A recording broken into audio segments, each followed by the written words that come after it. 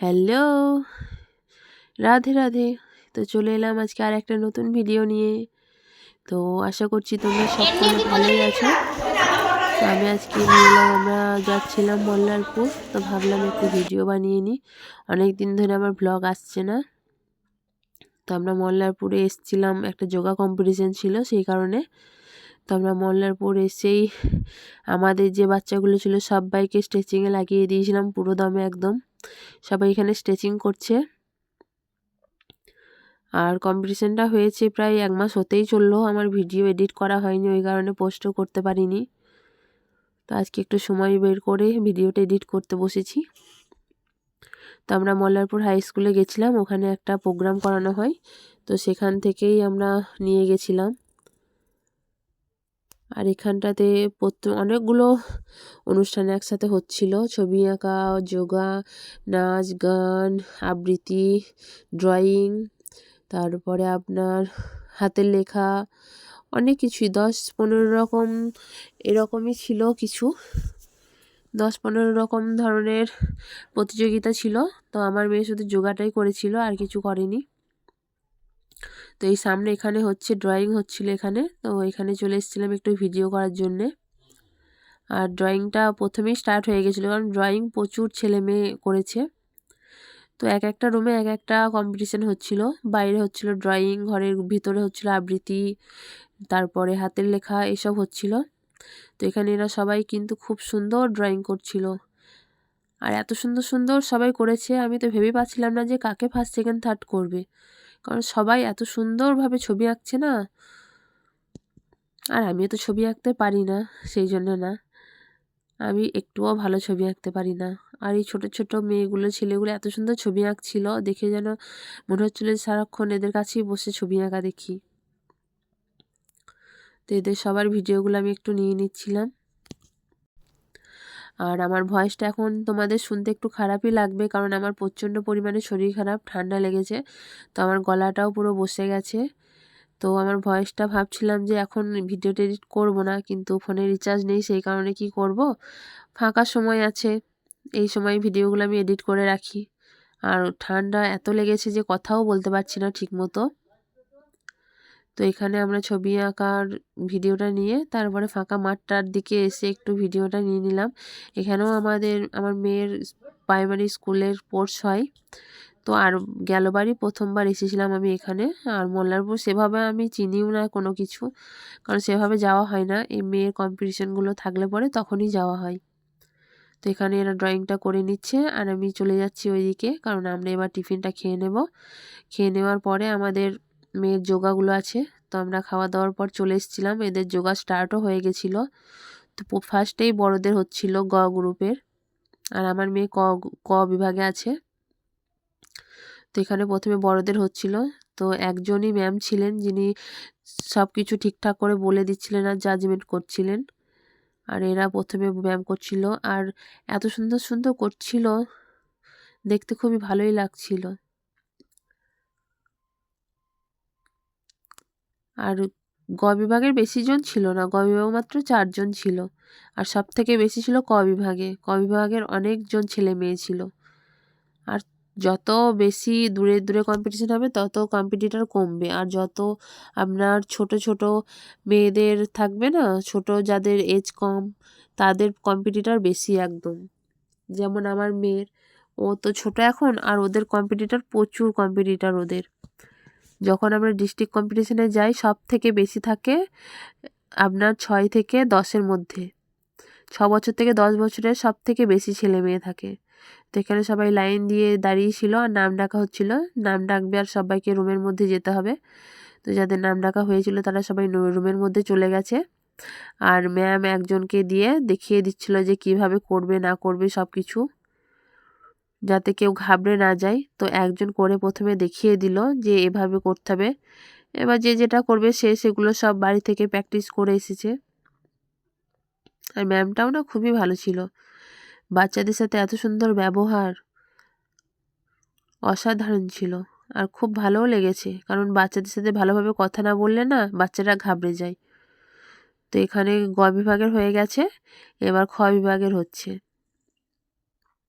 তো একসাথে 3 জন করে করছিল, কারণ একজন ম্যামের পক্ষে অত ছেলে মেয়ে জাজিং করা সম্ভব না, কিন্তু ম্যাম খুব সুন্দর জাজমেন্ট করেছে। আর আমরা আমাদের গ্রাম থেকে এক টোটো গেছিলাম, কারণ 6-7 জন আমরা একসাথে গেছিলাম। আর একসাথে কোথাও গেলে না খুব মজাই হয়। আর আমরা যেখানেই যাই একসাথেই যাই। গাড়ি ঘরে বাইক আছে, কিন্তু আমরা বাইকে যাওয়া আসাটা খুব কমই করি, কারণ একসাথে টোটো করে যাই। একসাথে গেলে না মজাটাই অন্যরকম হয়, যাওয়া আসা খাওয়া, সারা দিনটা একটু মানে এনজয় হয়, মনটাও ভালো থাকে। তো এখানে গ গ্রুপের হয়ে গেছে, খ গ্রুপেরও হয়ে গেছে, এবারে হচ্ছে আপনার ক গ্রুপের, মানে আমার মেয়ে যে লেভেলে আছে সেই লেভেলটা ফার্স্ট ক গ্রুপ। তো আমি খ গ্রুপেরটা নেওয়া হয়নি ভিডিও, আমার মেয়েকে স্ট্রেচিং করাচ্ছিলাম ওই কারণে। তো এখানে ছেলেদের করছে, প্রত্যেকটা গ্রুপে 3 জন 3 জন করেই করছে। আর ম্যাম ভালোভাবে বুঝিয়ে দিচ্ছে কিভাবে করতে হবে, কিভাবে না করতে হবে, আর এরা সবাই শুনছে। এই তো আবার কিছুদিন পরে আসছে আপনার প্রাইমারি স্কুলের কোর্স, তো সেখানেও যাবে। জানি না কি হবে, কিছু হওয়াটা বড় ব্যাপার না, করছে আগ্রহ নিয়ে শিখছে, শেখাটাই বড় ব্যাপার। তো এখানে ওরা নিজেদের ব্যায়াম শুরু করে দিয়েছে। তো প্রত্যেক পার্টিসিপেন্টকে 5টি করে ব্যায়াম দেখাতে হবে, 4টে লিস্টের আসন আর একটা নিজের পছন্দের আসন করে দেখাতে হবে।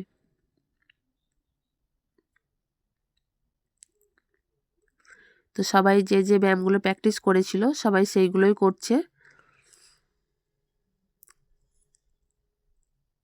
আর এরা সবাই তো ছোট, তাই সবাই যে যার নিজের মতো করে করছে আর কি।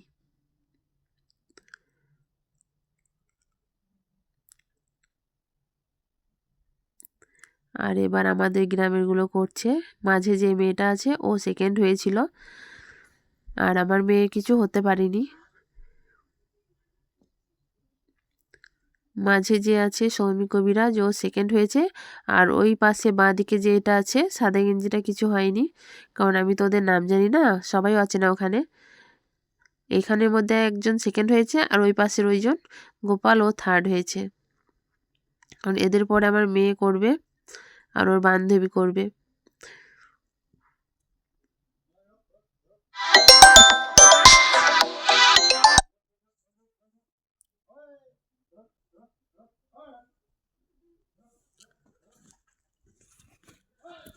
তো ভিডিও এডিটিং করতে বসে যত ফোন যত মেসেজ সব এই সময়ই আসতে হয়, প্রচণ্ড ডিস্টার্ব বোধ হয় এতে।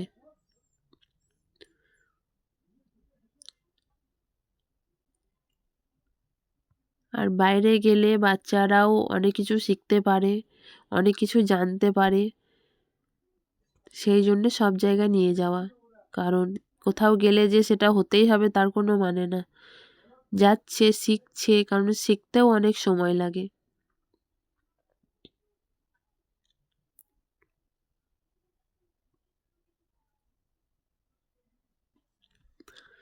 আর যোগা এমন একটা জিনিস যার ধৈর্য নেই, যে অতিরিক্ত চঞ্চল, তার দ্বারা এটা সম্ভব না, অতিরিক্ত শান্ত হতে হবে।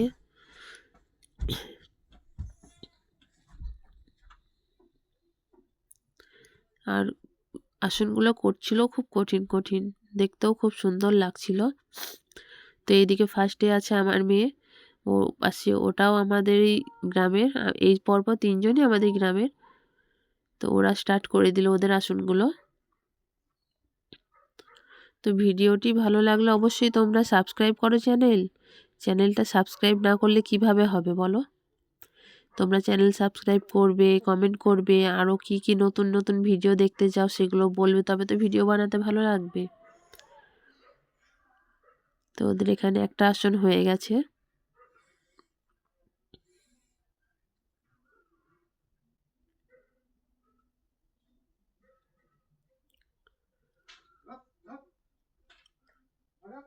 তারপরে ম্যাম নেক্সট বলল, তারপরে আবার স্টার্ট করবে।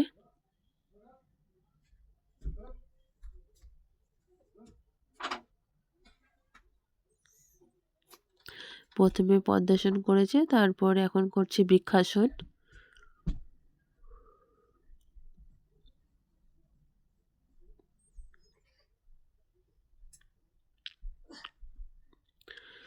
আর আমি তো সেরকমভাবে ভিডিও ভ্লগ বানাই না, কারণ ভ্লগ বানাতে গেলে কন্টিনিউ কথা বলতে হবে। তো আমার সেরকম এক্সপিরিয়েন্স এখনও হয়নি, নতুন নতুন স্টার্ট করেছি। আর আমার ঠান্ডা লেগে আছে, ওই জন্যে কথাটাও বলতে খুবই কষ্ট হচ্ছে।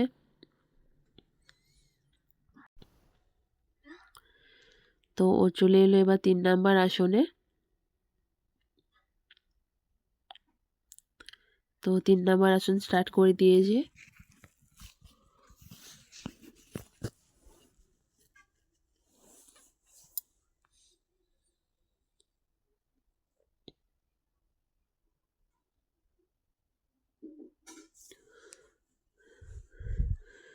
তো ওর আসন কমপ্লিট হয়ে গেল। তো এবার অপশনাল আসনটা করবে।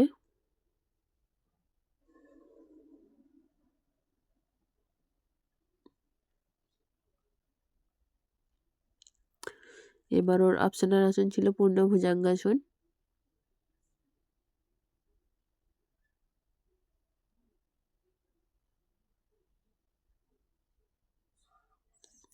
তো এদের কমপ্লিট হয়ে গেছে।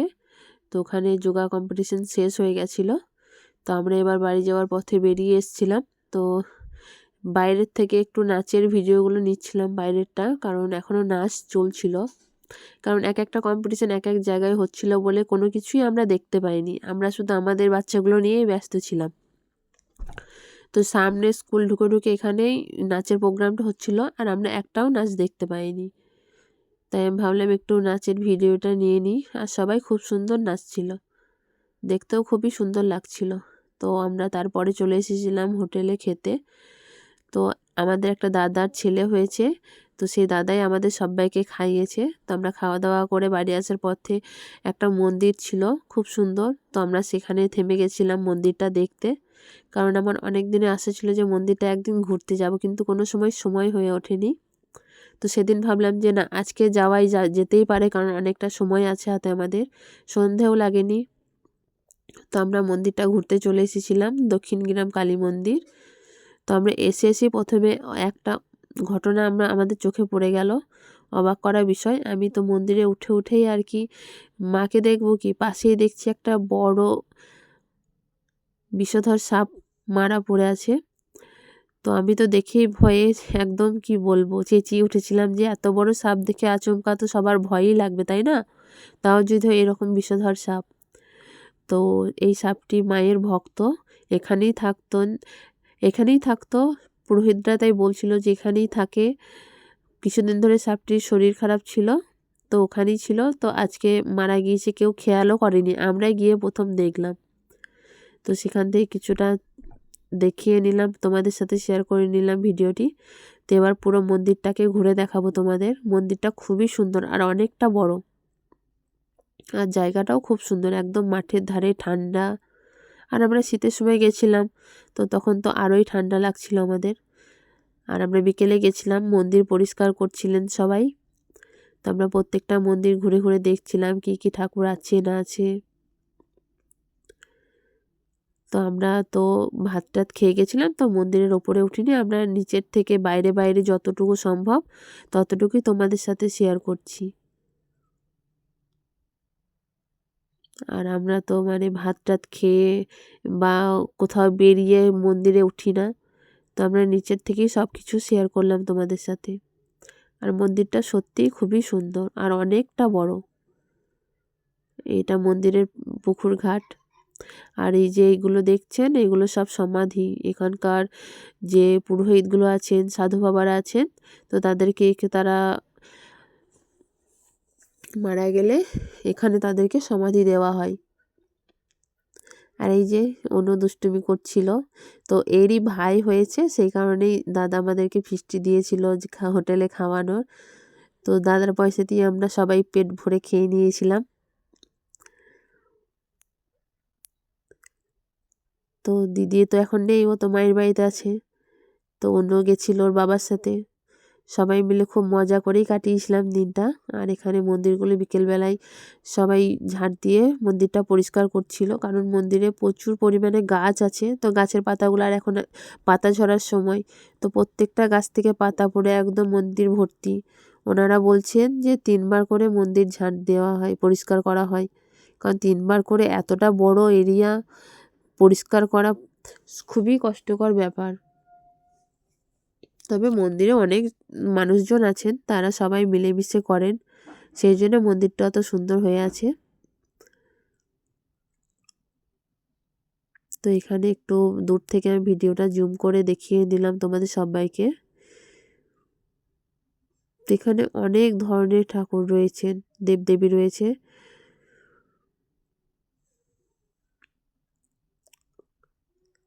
যাক, ভাগ্যে না থাকলে কোথাও যাওয়া হয় না বলে না, তাই আমি তো অনেকবার মল্লারপুর গেছি, কিন্তু কোনো সময় যাওয়া হয়ে ওঠেনি।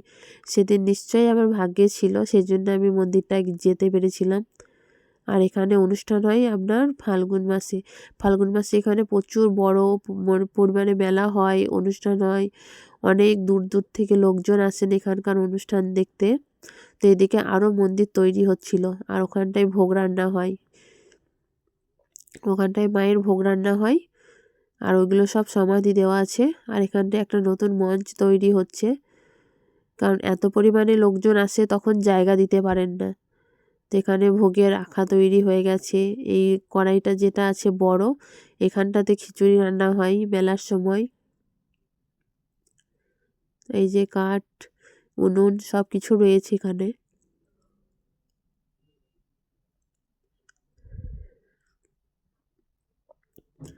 তো ওইগুলো সব ভিডিও করে চারিয়ে আশপাশটাও একটু ভিডিও করে নিয়েছিলাম। তো এখানে এরা খুবই দুষ্টুমি করছিল।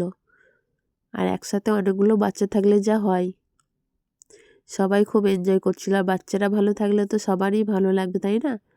তো এখানে আমিও একটু দেখছিলাম, ঘুরছিলাম, তো আমাকেও একটু ভিডিওর মধ্যে নিয়ে নিয়েছে। কারণ আমার ভ্লগে আমি খুব কমই থাকি, কারণ আমি ক্যামেরা ধরে থাকি, সেই কারণে আমার ভিডিওগুলো সেরকমভাবে আসে না। তো আমাকে এখানে অন্য ভিডিও করে দিচ্ছিল, ওই কারণে আমি ভিডিওতে ছিলাম।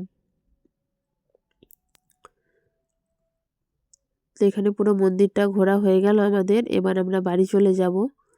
তো ভিডিওটি ভালো লাগলে বন্ধুরা সবাই অবশ্যই কিন্তু চ্যানেলটিকে সাবস্ক্রাইব করে পাশে থাকবে।